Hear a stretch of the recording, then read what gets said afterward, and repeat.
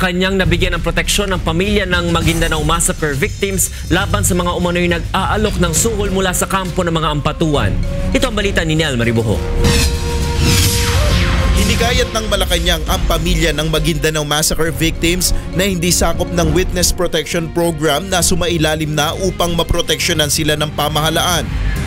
Kaugnay ito sa lumabas na bribery issue sa ilang complainant at miyembro ng prosecution team na pinangungunahan ni Department of Justice Undersecretary Francisco Baraan.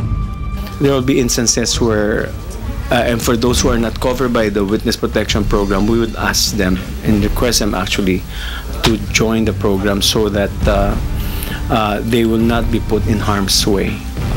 Of course, there's a possibility that there will be attempts to bribe them. Ngunit sa kabila ng mga ulat na ito, ayon sa kalihim, nagtitiwala sila na sapat na ang nailatag na ebidensya ng prosecution upang magkaroon ng conviction sa ampatuan case.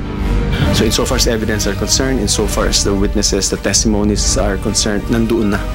So if they were bribed before, it's because siguro wala pa yung testimonies.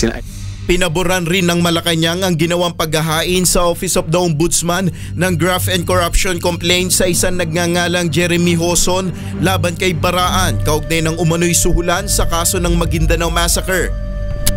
It abbreviates this whole hula-baloo on having an independent probe because the ombudsman is independent.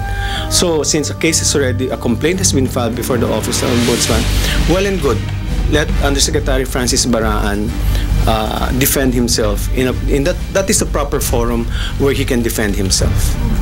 Nel Maribuho, UNTV News Worldwide.